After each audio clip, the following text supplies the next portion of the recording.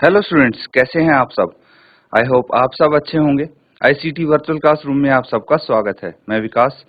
बच्चों, क्लास 6 का मैथ्स हम कर रहे हैं। चैप्टर है फ्रैक्शंस।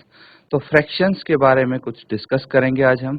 तो फ्रैक्शंस क्या होते हैं, कैसे उनको यूज करते हैं, ये चीजें हम डिस्कस कर चुके हैं, अच्छे से डिटेल में डिस्कस कर लिया है।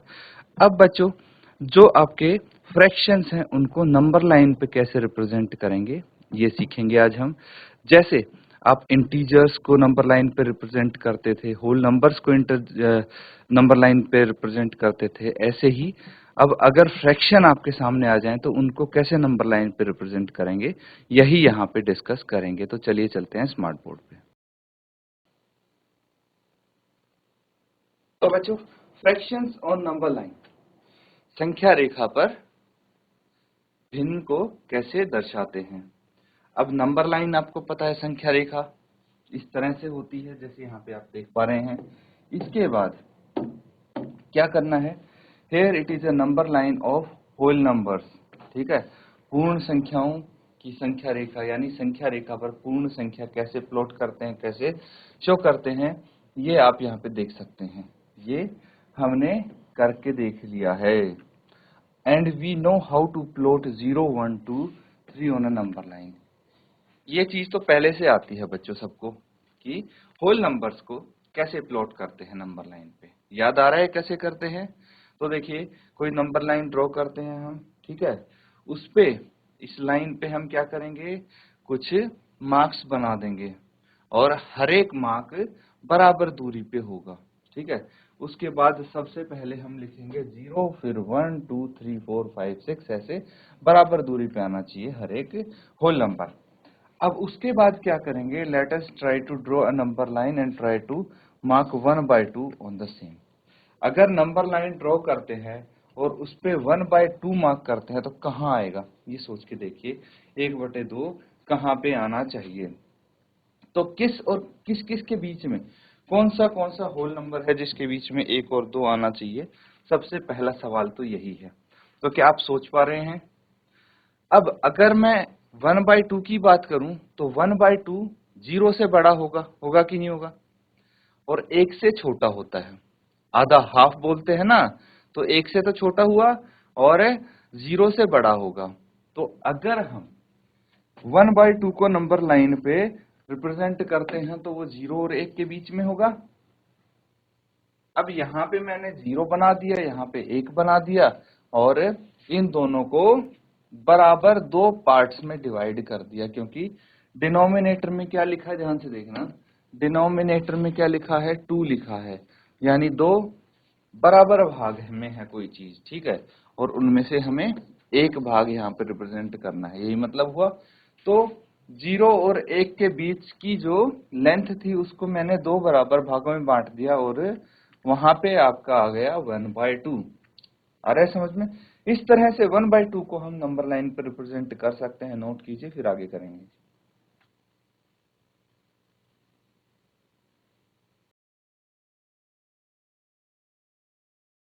तो ठीक है बच्चों, ये चीज समझ में आ रही है।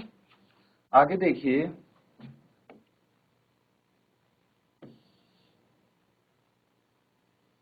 अब इस तरह से कुछ आपको एग्जाम्पल अगर दिए जाएं, इनको नंबर लाइन पे मार्क करना है। Mark the following on number line, जैसे 2/3, 3/2। तो चलिए, सबसे पहले 2/3 को नंबर लाइन पे रिप्रेजेंट करना है, तो हम क्या कर सकते हैं। अब सबसे पहले ये समझना है हमें कि जो 2/3 है वो नंबर लाइन पे कहाँ पे आएगा, ठीक है। कहाँ पे आएगा, इसका मतलब क्या हुआ बच्चों? देखिए, एक चीज हमेशा याद रखना, जब फ्रैक्शन की बात करते हैं ना, हम फ्रैक्शन की जब हम बात करते हैं तो हमारे पास क्या होगा, न्यूमरेटर डिनोमिनेटर। फिर से मैं यहीं पे आ जाता हूं, ये न्यूमरेटर है, ये डिनोमिनेटर है, ठीक है। न्यूमरेटर और डिनोमिनेटर होगा। जिस भी केस में डिनोमिनेटर बड़ा होगा न्यूमरेटर से, जो भी फ्रैक्शन है उसमें आप न्यूमरेटर डिनोमिनेटर को कंपेयर कीजिए। तो जहां पे भी डिनोमिनेटर आपको लगे कि बड़ा है, जैसे 2/3 में 3 बड़ा है 2 से, 1/2 में 2 बड़ा था 1 से, यानी डिनोमिनेटर बड़ा था, तो ये 0 और 1 के बीच में ही आएगा। ये वाला फ्रैक्शन कहाँ आएगा? 0 और 1 के बीच में आएगा। तो सबसे पहला काम है आपका ये चेक करना कि ये फ्रैक्शन कहाँ किस किस होल नंबर के बीच में आ रहा है, ताकि हम वहां पे उस फ्रैक्शन को प्लॉट करने की तैयारी कर सकें। समझ में आ गया? लेकिन अगर इसका उल्टा हो गया, न्यूमरेटर बड़ा हो गया डिनोमिनेटर से, तो उसके बाद हमें चेक करना पड़ेगा बच्चों। ठीक है, अगर यहां तो पता लग जाएगा डिनोमिनेटर अगर बड़ा है, लेकिन अगर न्यूमरेटर बड़ा है, जैसे 3/2 है, तो 3 बड़ा है, कितना बड़ा है या किस किस के बीच में आएगा, तो यहां से आप डिवाइड करके इसको डेसिमल में निकाल के देख लीजिए। ठीक है, तो इस तरह से हम यहाँ पे ट्राई कर सकते हैं इसको। अब क्या आ जाएगा? 2 1 जा 2, 1 बच गया, और 2 5 जा 10। तो देखिए यहाँ पे 1.5 आया है, यानी 1 और 2 के बीच में आया है। ये इस तरह से चेक कर सकते हैं हम। समझ में आ रहा है? तो सबसे पहले ये पता लग गया हमें कि जो ये फ्रैक्शन है ये किस किस के बीच में आ रहा है। तो जैसे 2 और 3 है, ये लाई करता है 0 और 1 के बीच में। अब जब ये पता लग गया तो हम क्या करेंगे? डिनोमिनेटर को देखेंगे कि डिनोमिनेटर क्या है, इसका 3 है। तो टोटल हम क्या करेंगे? जो 1 और 0 और 1 है, इसको जो ये लेंथ है 0 और 1 के बीच की, इसको 3 बराबर हिस्सों में बांट देंगे, क्योंकि डिनोमिनेटर में यहाँ 3 है। तो मैंने क्या कर दिया? 3 पार्ट्स में इसको डिवाइड किया। ये 1, ये 2, ये 3 हो गया। तो 1 2 और 3 बराबर पार्ट्स में मैंने बांट दिया है। अब जो सबसे पहला वाला पार्ट है, ठीक है, सबसे पहली वाली लाइन है, ये है 1/3, उसके बाद वाली 2/3। ठीक है, और ये अल्टीमेटली थी आपकी 3/3, कैंसल आउट करके 1 ही आ जाएगा।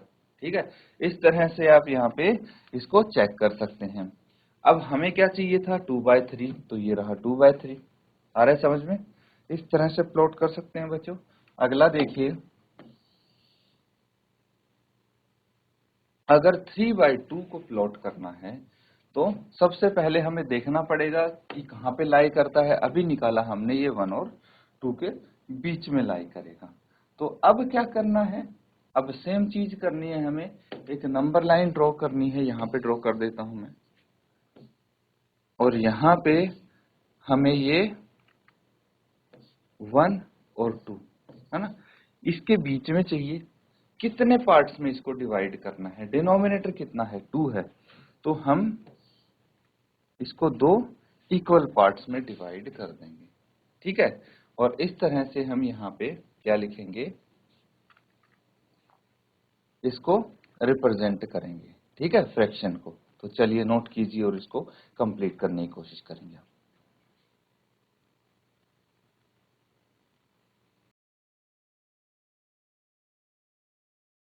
तो बच्चों सिंपल है, यहाँ पे हम लिख देंगे, ये हो गया आपका 3/2।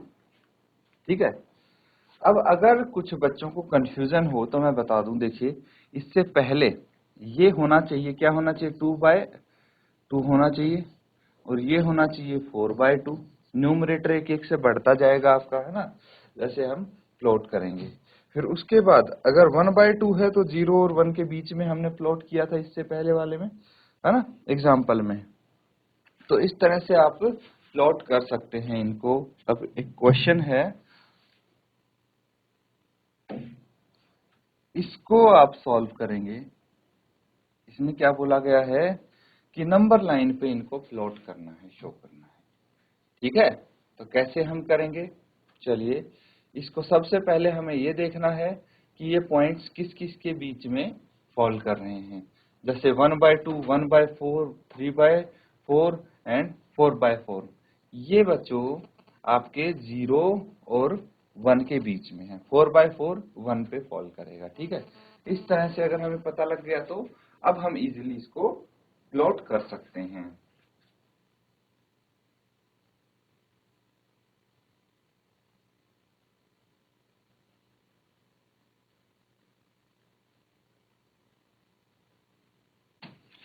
तो चलिए फटाफट यहाँ पे लिख लेते हैं हम। सबसे पहले नंबर लाइन बनाएंगे, 0 और 1, ठीक है। अब डिनोमिनेटर यहाँ पे क्या है, देखिए एक तो है 1/2 और 1/4, है ना, इस तरह से है। तो 1/4 जो है, ठीक है, कितने पार्ट्स करने चाहिए हमें, टोटल 4 पार्ट्स करने चाहिए। जो डिनोमिनेटर बड़ा है उसको हम यहाँ पे ले लेते हैं 1,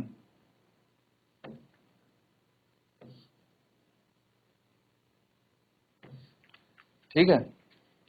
अब देखिए सबसे पहले तो हमारे पास आना चाहिए 0/4, 0/4 0 होगा, फिर आएगा 1/4, फिर आएगा 2/4, फिर आएगा 3/4 और फिर होगा 4/4।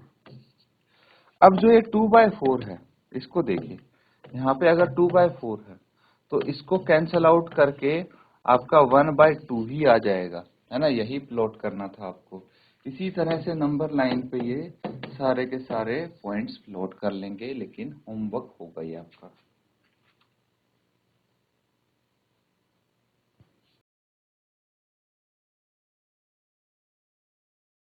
ठीक है बच्चों, तो अब देखिए नंबर लाइन पे हमने ड्रॉ करना सीख लिया है। अब आता है आपका फ्रैक्शन कितने प्रकार के होते हैं, ये आपको यहाँ पे समझना पड़ेगा। तो एक होता है प्रॉपर फ्रैक्शन, एक होता है इम्प्रॉपर फ्रैक्शन और एक होता है मिक्स्ड फ्रैक्शन। तो सबसे पहले हम यहाँ पे प्रॉपर फ्रैक्शन के बारे में पढ़ेंगे। क्या होता है प्रॉपर फ्रैक्शन, ये हो गया प्रॉपर फ्रैक्शन, इसको बोलेंगे उचित भिन्न।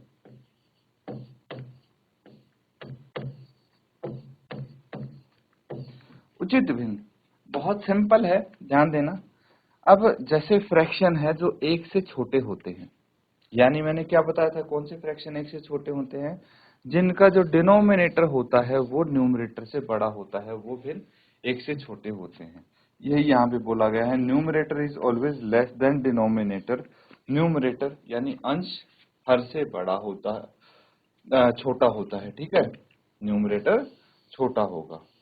तो बस ये चीज आपको यहाँ पे समझनी थी कि जो उचित भिन्न है वो कौन सी होती है, जिसमें न्यूमरेटर बड़ा होता है। उसके बाद आ जाती है इम्प्रॉपर फ्रैक्शन। इम्प्रॉपर फ्रैक्शन क्या होती है, विषम भिन्न इनको हम बोलते हैं। क्या बोलते हैं, विषम भिन्न। तो ये ठीक इसका उल्टा हो जाता है, इस केस में आपका न्यूमरेटर जो है वो बड़ा हो जाता है डिनोमिनेटर से, और इनको हम विषम भिन्न कह जाते हैं, ठीक है, इनको विषम भिन्न कहते हैं। फिर उसके बाद तीसरा आता है आपका मिक्स्ड फ्रैक्शन यानी मिश्रित भिन्न। मिश्रित भिन्न में क्या होता है, एक पूर्ण संख्या होती है और एक फ्रैक्शन होता है। तो दोनों ही चीज अगर आ जाती हैं तो उसको मिक्स्ड फ्रैक्शन कह देते हैं। जैसे 3 है, ये एक होल नंबर है, तो 3 होल 1/2 ये फ्रैक्शन हो गया, इस पूरे को हम बोलेंगे मिक्स्ड फ्रैक्शन, ठीक है। तो नोट कर लीजिए, ये 3 टाइप के फ्रैक्शंस हैं जिनको हम डिटेल में डिस्कस करेंगे, क्वेश्चन भी प्रैक्टिस करेंगे। फिलहाल आपको इतना समझना है तो इसको नोट कीजिए।